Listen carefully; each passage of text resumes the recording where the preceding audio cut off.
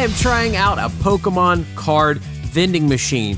Let's find out how much money this machine can make. I've heard of guys on YouTube and Instagram, they're making over $5,000 a month, and I gotta know, is that actually possible? So I'm gonna head all the way up here to the VTM corporate headquarters in Cleveland, Ohio, and I'm going to pick up some of these machines that can be used for both Pokemon cards, any sort of high-ticket item. I've heard of people vending $50, $60, $70 products, and we're going to see how much money can I make on this machine, number one, and number two, how could somebody watch a video like this do it themselves? You see these machines all over social media, TikTok, Instagram, Facebook, especially here on YouTube. And I want to know, can a business owner like me make money off these? So we're going to go set a machine up today. We're going to negotiate with the owner, and we're going to figure out together how much money does a Pokemon vending machine make. They have a prototype vending machine they've been working on, and they want me to take it, test out. And if it's what I think it is, I think it'll be incredible because it's something that we've never done on the channel before, and it's not really on YouTube. So I'm hoping that we're going to get some exclusive products, and maybe you guys can make some money off this video too. I found out the neat thing about the company that makes these, they are vending machine kingpins. At one point, they had all of the record players, music machine, touch tunes, and those little test your strength grippers in their warehouse. They have hundreds of them. They've given me several of them to give to my subscribers, so we'll do a video on giving away some items in the near future. But they let me into their money counting room, and I took this picture right here. This is their money counting room, where each one of these federal deposit bags has $1,000 worth of quarters. I always thought it'd be cool to do a video with a shopping cart full of quarters, and they've already done it here. There's $25,000, maybe $30,000 worth of quarters, because they still service a lot of vending machines in the Cleveland, Ohio market. So cool photo behind the scenes. Normally I can't show stuff like this to you. No one wants to talk about money, but the guys at VTM want to, because they are all about making money. So this should work, right? So that would be a pre-authorization if on my card. This should open, and then you should be able to like take what you want, and this will charge your card right now. So we got it working. The problem is I don't want to sell these until I can automate and improve the onboarding experience. Like I want our customers to have success, not like in day two, but like right away when they find the machine and be able to do. So that'll be done in about a month. We're going to market. But this is Rayvend, REYVEND.com, Rayvend. But we are gonna blow it out of the water. We had our last meeting today. And we have an API, so we can actually communicate all the prices of the products on this tablet. Our actually tablet's a little smaller, a little bigger. We've actually got rid of this. This will actually be flush, beautiful all the way down. Okay. This is an older model, but the new one it's gonna look like this. Yeah. So I mean, I want to launch tomorrow if I could. I just won't do it until we're ready. Yeah. You know. That's what Micah said. Yeah. And if you can get people like day one, the print cash, it would be great. Yeah. So here's an Alp wrap, right? Okay. Yeah. Now this one's a little older one, a little messed up, but you know, so we get all their graphics. See, we have like that's a tin lifter, right? So normally, if you try to vend a nicotine pouch, what happens is you get jams. Yep. Because they go like that. Yep. So with this Alp lifter, it just sits nicely like that. Yep. And now you can vend about jams. Yeah. I'm really curious as my recommendations to the guy doing the 3D printing. Yeah. So here, you go upstairs. I'll show you an old grip tester. Okay. Like an antique penny one that works. Here's a 1 penny.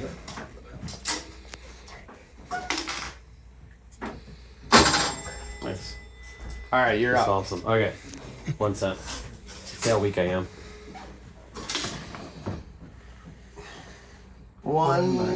Yeah.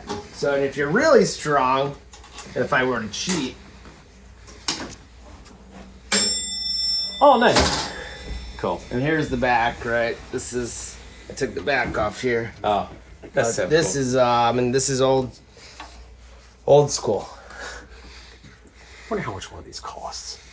It'd be fun if you could have that enter at sweepstakes or something. Yeah, like I know we have a bunch of these that are a quarter. This is the only one. It's a penny. That my dad's had. This was his desk. You see the name. But he's bittersweet, you know, because we're not in the jukebox, you know, we modernized it in smart vending. So he likes that we're still in the building. Yeah. But, you know, we sold the ATM, sold the jukebox, and he was proud of me for doing this. But it's still bittersweet to watch all that stuff. All that, all the coins and stuff. Yeah. But I mean, it's the way that the modern world goes. I'm running into, at least like where we're at in Southern Ohio, a lot of people are really resistant to switching cards. Totally. So that's kind of the idea of doing both. Here we do like a lot of software testing. Software engineers, you know, have their test machine here. Yeah, it's credit cards lying on the floor. What is this? Like a debit card. It's prepaid. So you're watching this video and you're dreaming of getting into the vending machine business, then you need unattended income. Big shout out to my buddy Micah. He runs Unattended Income and they've been instrumental at helping me make the most amount of money possible off my VTMs. Let me show you something real quick. With Unattended Income's help, in one 24-hour period, they helped me make over $200 off a machine just like this one. It would have been impossible for me to do this kind of volume without their help. So if you want guaranteed machine placement, step-by-step training, group coaching chat that lets you get access to one-on-one advice to a machine just like this, you get unlimited questions and operational support, contract scripts, sales assets, legal guidance, and related business resources. Unattended Income is like having a business partner behind the scene that has been there, done that. They're there to help you and make you successful. I knew that I couldn't make near as much money off these machines if it wasn't for their help, and that's the truth. As many of you know, Pokemon cards are getting really hard to find. But one advantage of being an Unattended Income member is that we have exclusive access to Pokemon cards. They keep them in stock for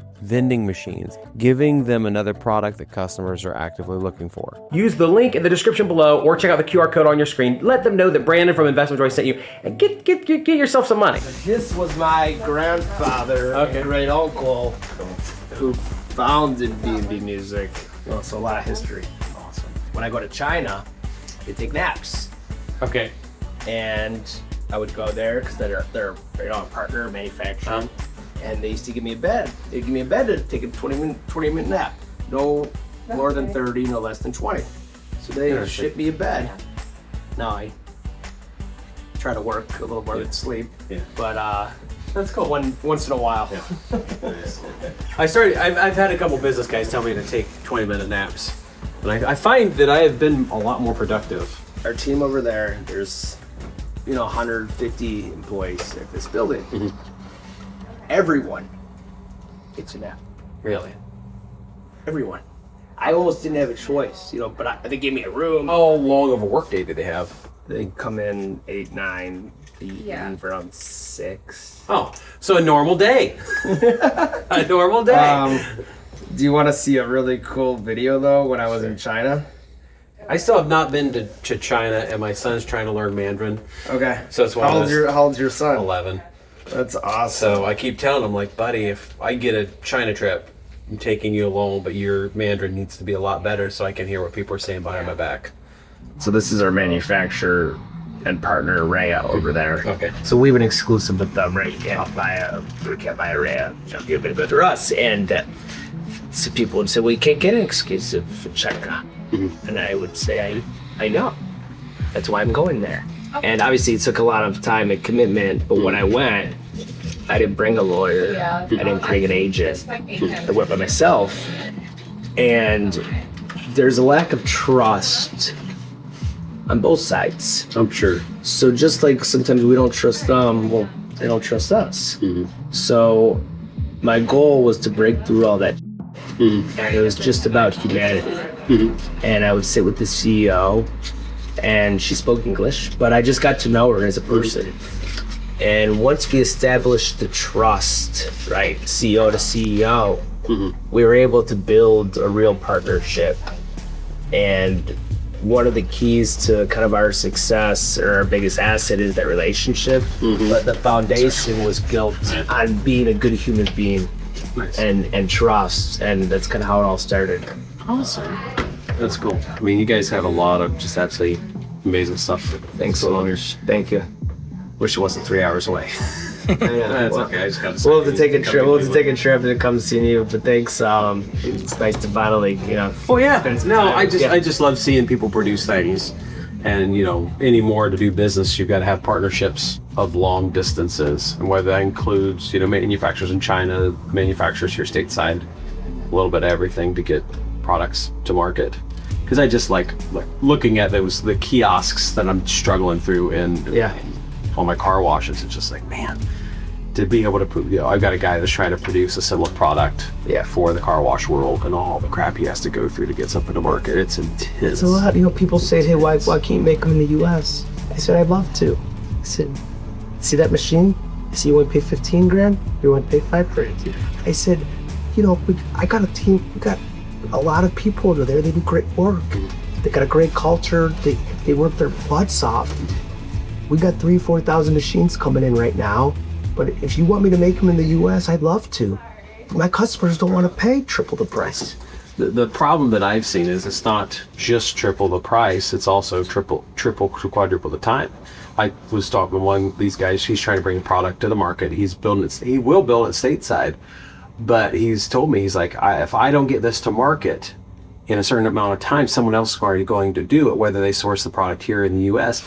And the problem is all the subcomponents have such a long lead time for them to get access to. It's insanity. It's all over there anyways, the electronics and the boards. And, the war has caused some stress. Oh, I'm sure. With the, our boats can't go through the Suez Canal and cut through the top of Africa. We got to go all the way down and around. And you see on our website, right, there's some pre-orders and there's some delay. Yeah. We're doing the best we can, but it's it's hard. Yeah. Oh yeah. I mean, that's business.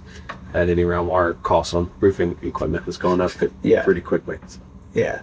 But no, that's cool. Micah is he's a go-getter, and he has just formed really great relationships with like so many people, and like at the end of the day, like we have a really good product, and but Micah's ability to drive enthusiasm and excitement in a community has been just remarkable. Yeah, absolutely.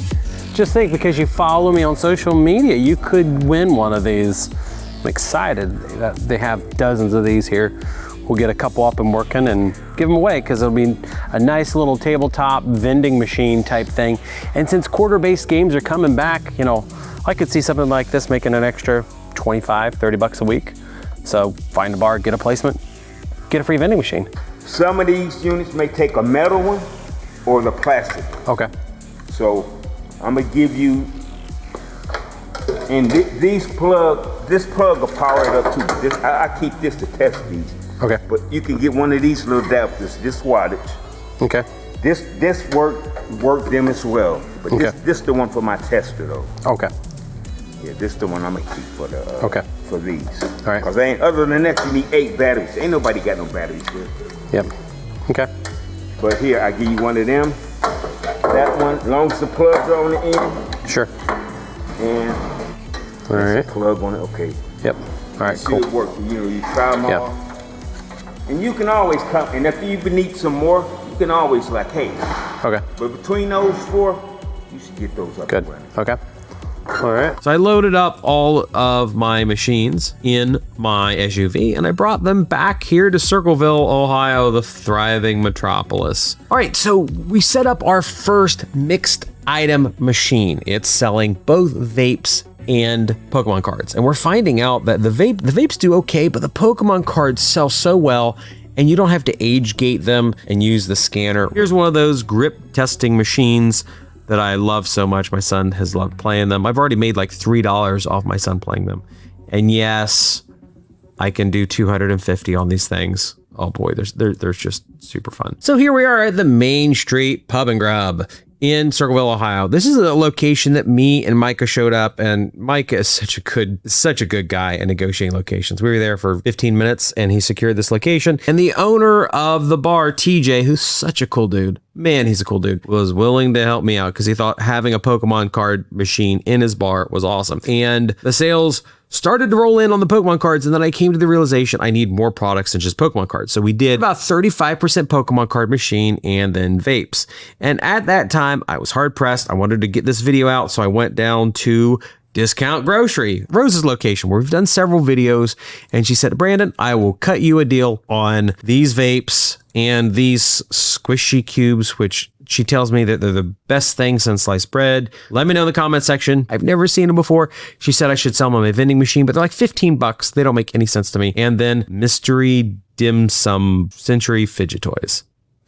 Fidgot. Anyway, they don't make any sense to me, and I don't think I want to sell those. I would much rather sell like these Fogger vapes, which she sold me for $14 a piece, and then I sold them for $20. I've been selling them for $24 a piece in this specific machine, and then later on I found out that she has a pretty good margin on these, so now I am more than tripling my money on them buying directly from the source. I went through and I set the machine up. The first time took a little bit of time, maybe an hour to set the machine up, how to put the vapes and how to properly load the cards in. I was so excited to get the machine up and running, and it's such a beautiful machine. I've got one here in my office that I do YouTube videos in, and it's so cool. With the machine set up, it was incredible because everybody at the bar was interested in the machine. Oh, there he is. You better run some Pokemon cards.